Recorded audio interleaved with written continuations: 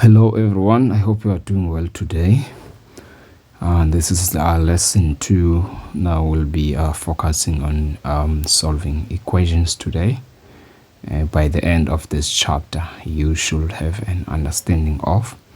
That is the first one, solving linear equations, solving quadratic, literal equations, exponential, and linear inequalities.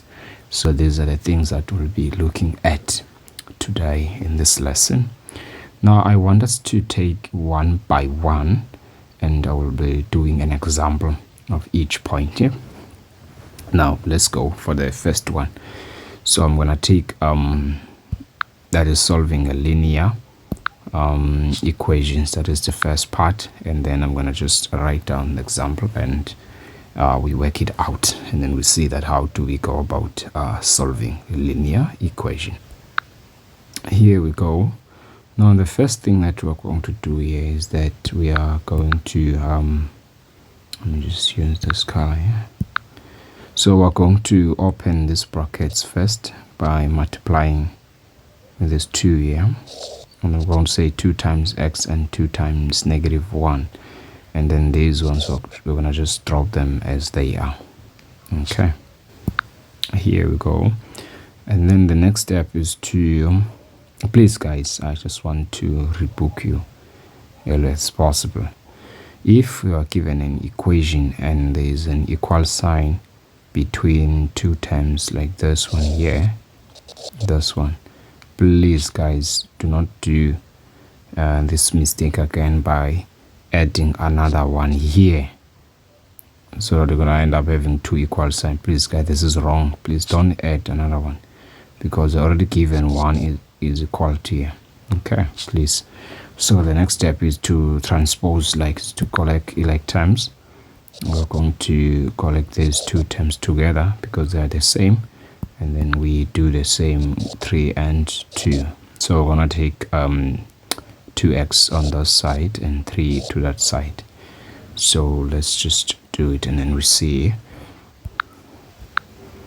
Now remember, when we transpose that 2 to the side, that this 2 here is positive, and then when we transpose, gonna change the sign, become negative, and then we take we just drop 2 from that side, and then just take 3 from this side to the other side. It is positive, become negative, and then we just add the like terms. Remember, when the signs are the same, we add. So 4 plus 2 must be -6x is equal to 2 plus 3 must be -5, and then when we solve for x, we should divide by -6 in both sides. Okay, so this will nullify, therefore x must be positive 5/6. That is an answer. Alright, now let's go for solving quadratic now. Now for solving quadratic equations, let's take a look of this example here. X squared minus 4x is equal to 21. So what I'm going to do here is that we're going to, that is the first step, is to transpose 21 from that side to this side. So then that 21 is going to change the sign, and then we equate this equation to 0 like this. Minus 21 equal to 0. That is the first step. And the next step is to find the factors of 21, and then those 2 factors of 21, if we multiply them together, they must give us 21, and then if we subtract them, they must give us the middle term. Why I'm talking about subtraction? Because if the sign of the constant number is negative, it means that you have to subtract those 2 factors in order for it to get the middle term. Now let's check the factors of 21. So 21 times 1, definitely it is 21. And then 7 times 3 is 21. But now if we take a look of the first one, 21 times 1, just 21. But 21 minus 1, it is not 4 the answer, but the answer is just 20. So this is wrong. Okay, so then let's take a look of the second one. And then 7 times 3 is 21, but and then 7 minus 3, definitely the answer is 4, which is our middle term. So that means 7 times 3 is going to work for us. Then that means we're going to take this one. Okay, then we just open the brackets and we close and equal to 0. So we're going to put x and 7 and 3. Remember guys, then when we put our signs, make sure that the sign of the bigger number is the same as the sign of the middle term, so that in order for it to end up having -4, so 7 must be negative and then 3 must be plus. And then we just equate each bracket equal to 0. X minus 7 is equal to 0, or x plus 3 is equal to 0. And then we just transpose the 7, then x is equal to 7, or x is equal to -3. We are done now. So let me just take the second example in the same now let's take a look at the second one. Then we're going to solve this one, 2x, and then it says x minus 4 is equal to 0, and the marks here is just 2 marks. I want to indicate that part. So what are we going to do here? I know that many students will think of opening the brackets and multiplying with x times x, x times 4, and 2 times this, 2 times 4, all the stuff, and they solve and add like terms up to the final answer. Okay, yeah, but if guys the marks, the allocation of marks maybe is 3 marks and 4 marks, you can do that. Okay, you can multiply up those 2 brackets. But if now the marks just only 2 marks, there is no need to do that, because it's gonna just take you back in the same factorized part here, right? So that means the only thing that you have to do, you just simply say let me just erase this part. So it's very easy stuff. So you just simply say these brackets, you just take these brackets equate to 0, and this one equate to 0 also. So that means you're going to be just x plus 2 equal to 0, or x minus 4 is equal to 0. You just do that if it is 2 marks, and then that means x must be -2, or x must be +4, and then we are done in this part. Now let's move on to number 3, that is literally equations. All right, now let's look at this part. Now we are solving literal equations. For example, we are going to make b the subject of the formula. So what do we mean by making b the subject of the formula here? It means that we have to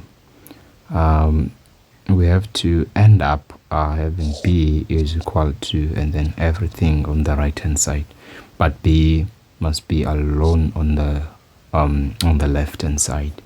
So that means we must get rid of this m here and get rid of this half here, so that we're going to be left with only b, and not b squared but just b.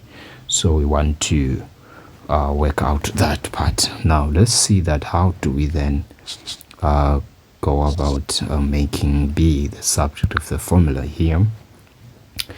Now here is the first part here is to, if you can check that to here, this one, it is a division, is actually dividing these 2 terms. Maybe you can just write in this way so that we're able to see it clearly. Is squared, it's over 2, it's something like this.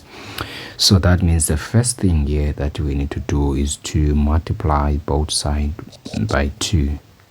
Okay, remember I said we need to get rid of 2 and m here, so we're going to multiply by 2 here and multiply by 2 here, and therefore this 2 is going to nullify this. So here we've got 2a is equal to mb squared, and then the next step is to get rid of that m here. So how do we do then? If you can check that m, it is that m is multiplying b. So what we need to do, so we need to divide with that m in both sides. Here in this step over here we have multiplied with that 2, because that 2 was a division but now this m, it is a multiplication, and then if now we want to get rid of this m, we have to divide by m in both sides like this way, and then now we are left with b squared, and then you've got 2a over m. But I want us to write b squared on the left hand side, but nothing changes, otherwise it's going to be the same in terms of signs, so it's 2a over m. But now, how do we then get rid of this squared here? So we're going to just get rid of squared by square rooting in both sides. So we square root here and we square root on the other side. So this square one is going to nullify this. And therefore b is going to be the square root of 2a over m. So, and then don't forget that every time you square root, guys, you're going to have plus or minus. So it's going to be plus or minus square root of 2a over m. So we are done in this part.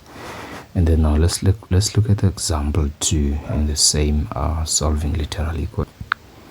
Now let's take a look of example 2. Example 2 says make k the subject of the formula. Now we want to be left with k on the left hand side, and the rest must be on the right hand side.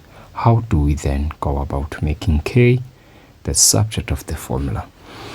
Now, if guys, you can check just on example 1, here we had 2b squared. How did we get rid of that square from b? We have square rooted in both sides. All right, so that we're gonna end up having b is equal to square root of that 2a over m. Okay, then here over here, what we're gonna do is that we're gonna just take back the square root, okay, to b. So that means if we're gonna take the square root to b, so it's gonna be I'm gonna have brackets and we square like this and like this. So then we're gonna end up having, that is 2 is gonna nullify the square root, and then we're gonna have m over 5k is equal to b squared. All right, I hope it's clear. And then now the next step is to multiply with multiply by 5k. If you can check that 5k here, then you want to multiply with that 5k. So same as what we did in the example 1, we have multiplied by 2. So here we're going to multiply by k in both sides. Okay. Now let's multiply by 5k. So I'm gonna just times by, just times by 5k here and times 5k, and then this is gonna nullify this. And then I'm going to end up having m is equal to b squared 5, that is times 5k. All right, then yes, this is what we have. Let me just write down what we did here. And then on the last step, guys, is to get rid of 5 times b squared. So then we're going to be left with k. And then 5 times b squared, it is a multiplication to this k here. So that means we need to divide by b squared times 5 in both sides. All right. So, yeah, this is what we have as our final answer. Now I can even take example 3, because I want us to understand this part. Now let's look at example 3. Example 3 says make x the subject of the formula. So the first step here, guys, is to transpose, or maybe we can say we take all the x's to one side.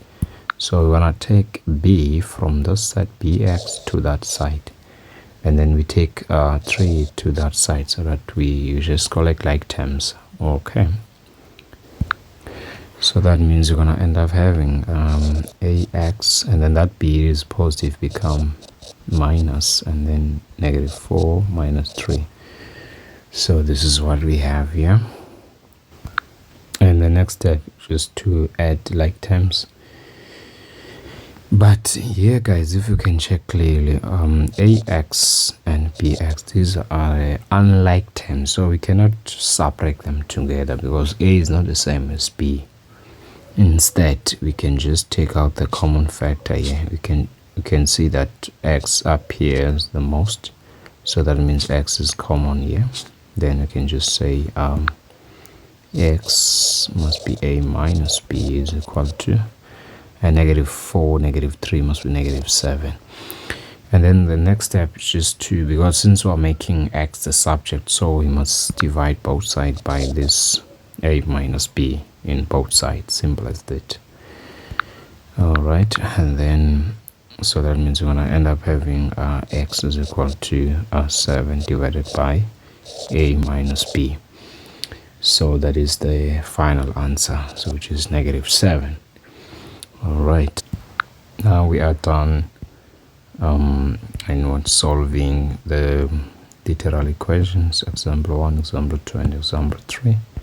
So this is our final answer. Now let's look at the fourth point, that is solving exponential equations. Let me write down the problem.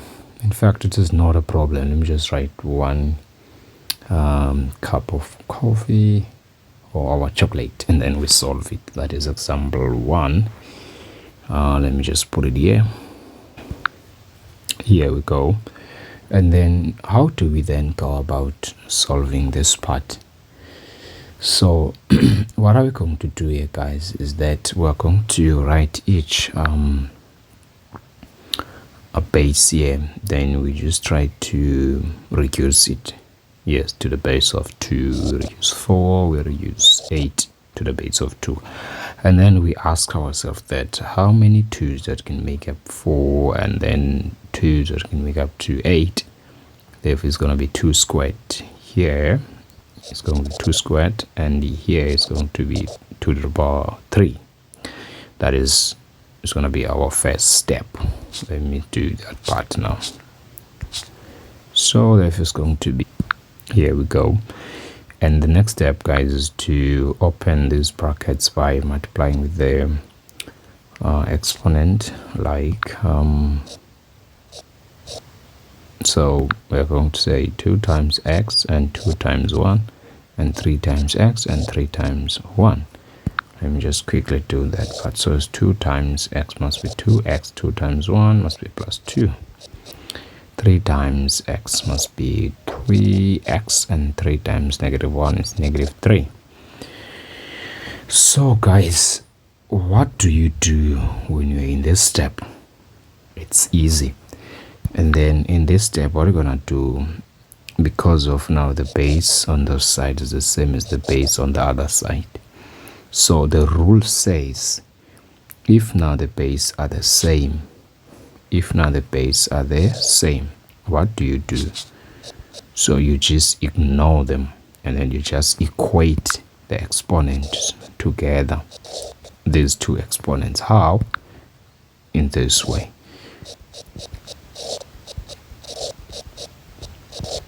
Simple as that. Alright, that's what the rule says. But that means the secret in this part, guys, you must make sure that you make the base be the same. Alright, whether it's 3 3 and 4 4 or 5 5 10 10, but when the base are the same, that means you're almost done. You just equate the exponent. You just take the exponents as they are, you pull them here. And the next step now is to collect like terms, 3x on that side and 2x on that side and 2 on that side. So we're gonna have 2x minus 3x is equal to -3, -2. And here 2 minus 3, remember, you just take the sum of the bigger number. And then on the other side, when I have -5, please guys, there is no need to write it as -1x. No guys, we're exaggerating things. All right, just put -x. We know that if there is -x, we know that there is a 1 here. That one we know. All right, and the next step is just to divide with 1 in both sides. So therefore x is going to be positive 5. This is our answer for the first example. Let's take the second example. This is our second example. And guys, please, when you look at this part, this is very easy stuff, okay? So what I'm gonna do here is that you're gonna just because on the right hand side here we just have one base, which is 9 raised to the power x, so that one is fine. We're gonna just deal with that at a later stage. For now, we need to solve all. We see that what do we do on our left hand side, so that we're gonna just have one, or just have a single base, not 3 bases. So you can see that we've got 3, 3, 3, and everything's the same. So that means what you're gonna do is that, guys, you can just check what is common. All right, you can just check what is common here. Then from there we so that means we're going to say 3 is common. 3 to the power x is the one that is common here because it appears the most. This is what we have. So it's going to be 3 to the power x and open brackets. And for you to get this one, so you're gonna put 1 because 3 times 1 is actually giving you the first part. All right, so that means for in the second part you do the same and you do the same. All right, I mean 3 is just 1, 3, 1, 2, 3. All right, and then for 9 we can just simply say 9 is gonna be 3 squared. 3 squared is 9. That one we know because we must make the base be the same. That's what I was saying. Okay, and the next step is just to add what is inside the brackets over here. So to remember, 1 plus 1 plus 1, so definitely it's 3 to the power 3 times 3 is equal to 3 to the power, and then say 2 times x must be just 2x. And then the next step here, and what do we do? And remember that this 3 has the exponent of positive 1, and then we apply the rule or law, that law 1 that says if you multiply the powers of the same base, what do? You just keep one base and then you add the exponent. You can see that 3 is the same as this 3. So what do? We just keep 1 3 and then we just add their exponent.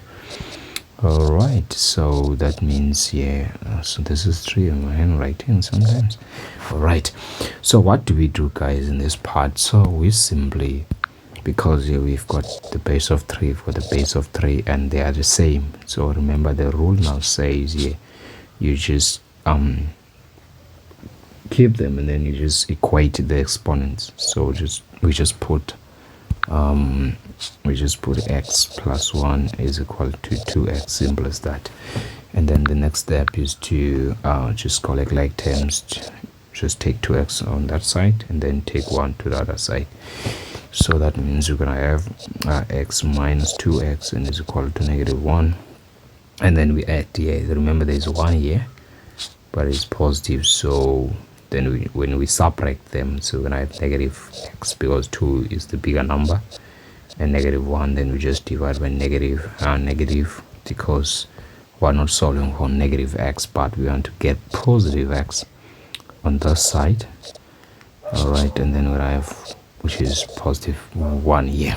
All right, this is example 3. How do we then go about solving example 3? In this example, guys, if you can check, maybe you would like to take out the common factor here, but you've got 2 to the power 2x and just 2 to the power x. These two things, guys, are different. I know the same. So, and on the other side you've got 3 and 28. So what are you going to do here exactly? How are we going to solve this part? So this part, guys, we can solve this with the help of K method. There's a rule, or there's a method that is called K method, or known as a K method. So we're going to use that. Now K method, guys. So we're going to let,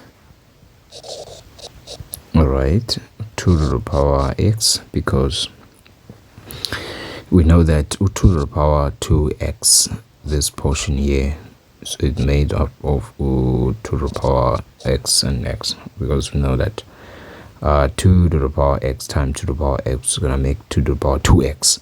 So that's why I'm taking out, or that's why I'm letting 2 to the power x equal to k, because I do have 2 to the power x here, and as you see over here, that is already given to us that there is 2 to the power x. All right, and then from here, what do? We can just say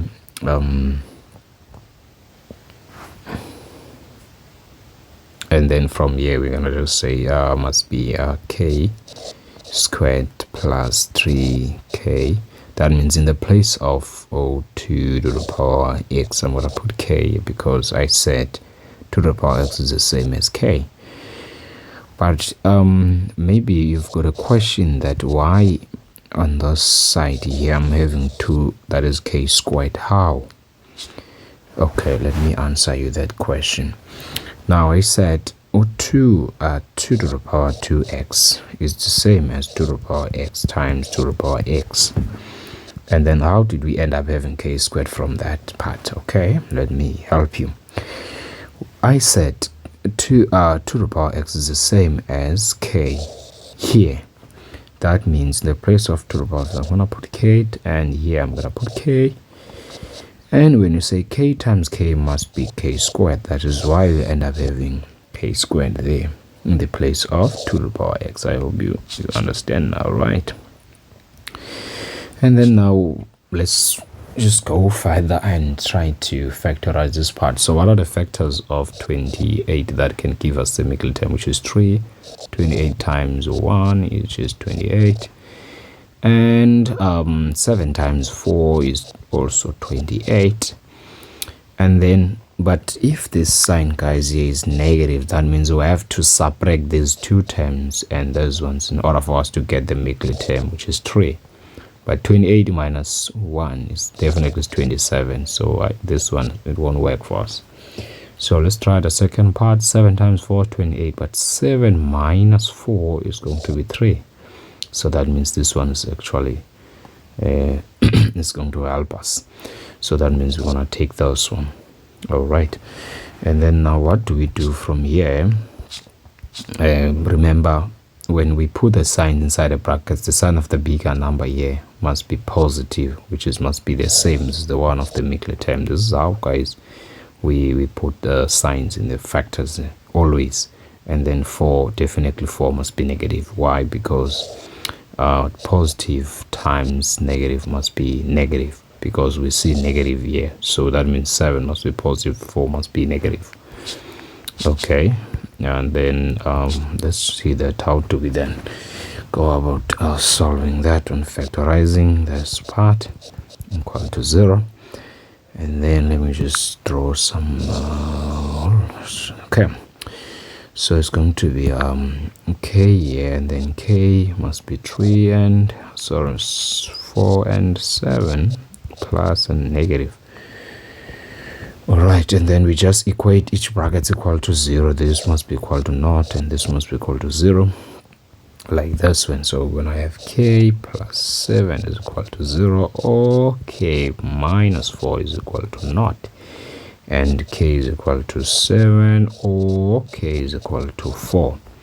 We are done now, guys, solving for k. But the question said we must solve for x, not k. We are just using k just to help us to solve for x in this question, guys.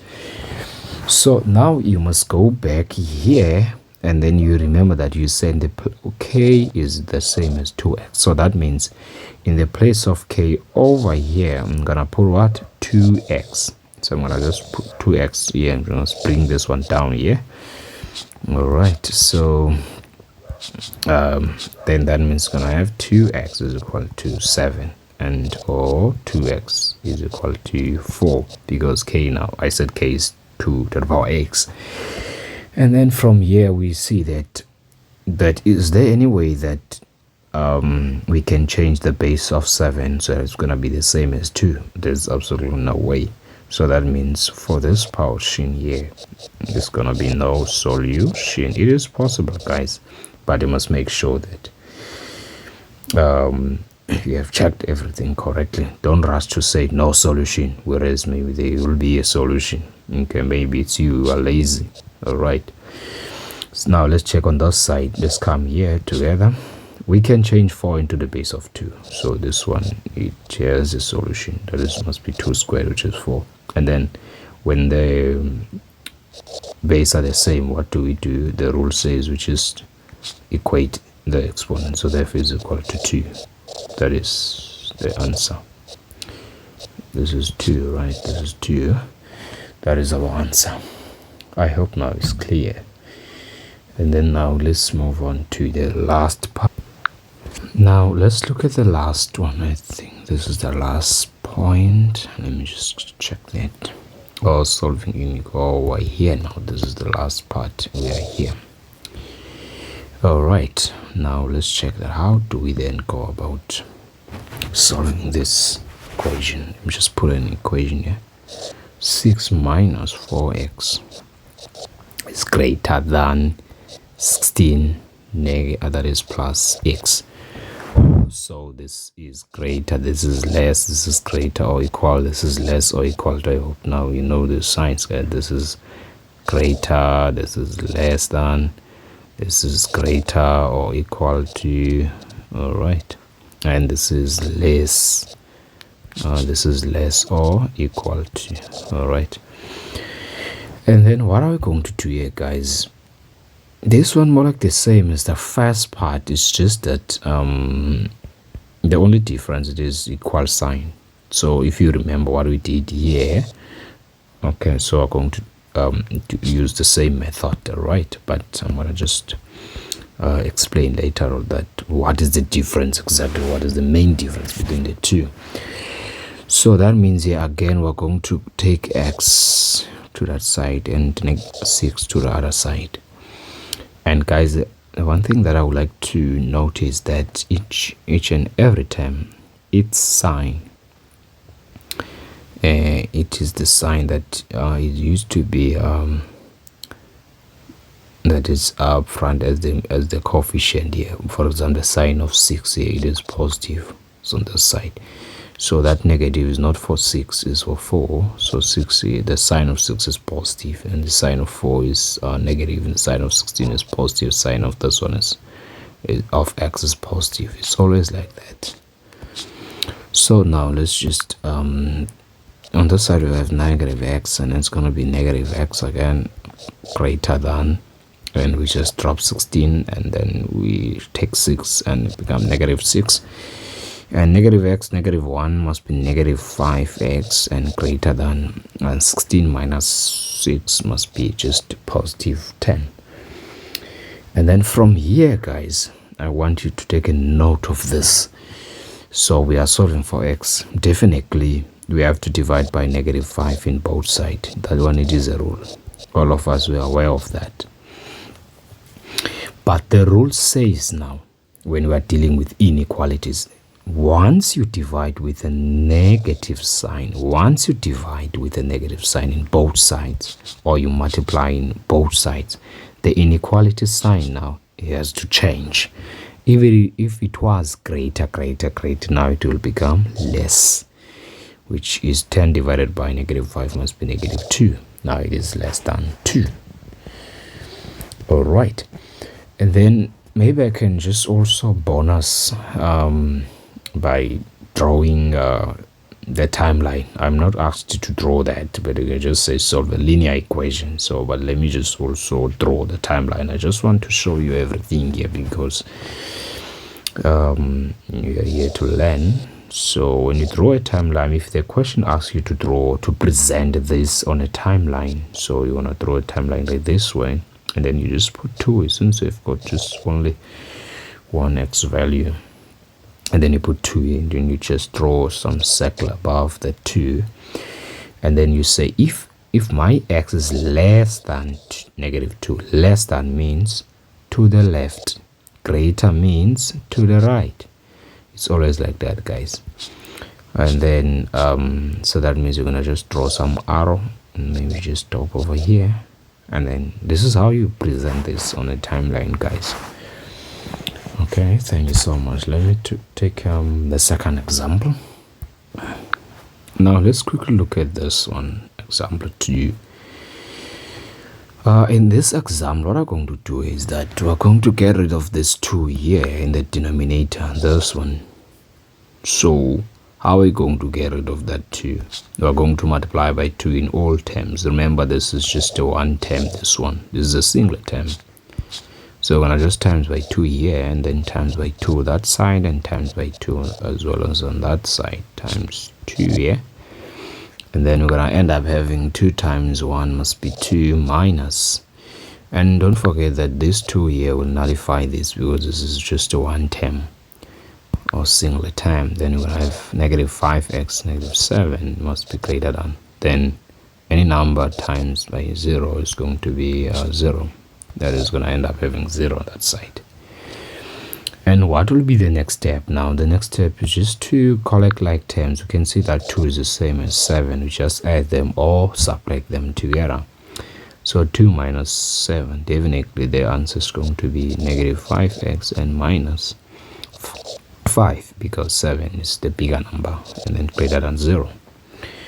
And what will be the next step? Then the next step is just to transpose 5 to that side, so that we're going to be left with -5x on the left hand side, because we're solving for x. So that means we're going to have -5x and then must be greater than +5, because every time when you transpose a number, the signs change. And then the next step is to divide by -5 in both sides. So this will nullify, therefore x.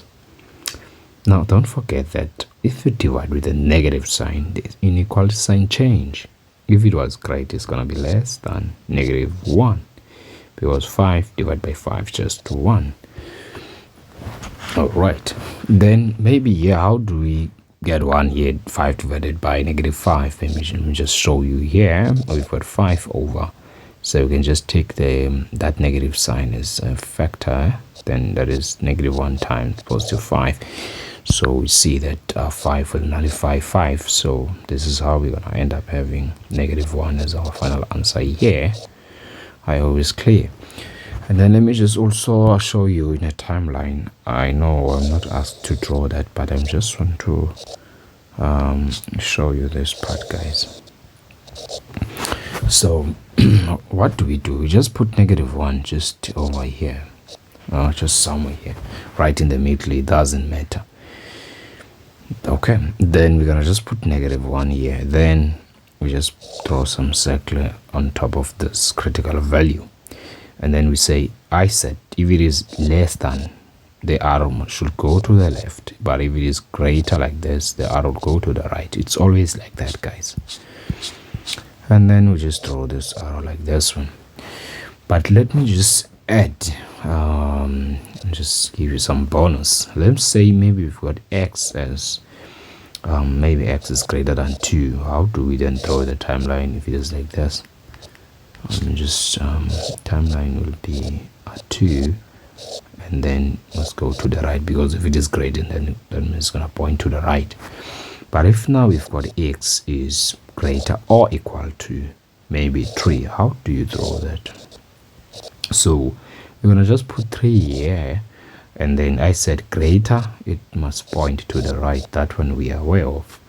But guys, now don't forget that if there is a greater or equal to, then you have to shade that 0 there on top. That's right. It's always like that. Let's say even if it's x less than maybe 3, so you just draw a timeline, then you just put 3 here, and then you throw that knot on top of 3. For the fact that it is less than, we are aware that it's going to point to the left, but it is less than or equal to, and then you have to shade this part, guys. It's always like that. But if it is just x is greater than 2, or maybe x is less than 2, you will be, so I'm going to left this part unshaded. Okay, so I hope now you have an understanding on when you talk about solving inequality, linear inequalities. In fact, everything that I've listed, on top. So guys, thank you so much for your time. Thank you so much.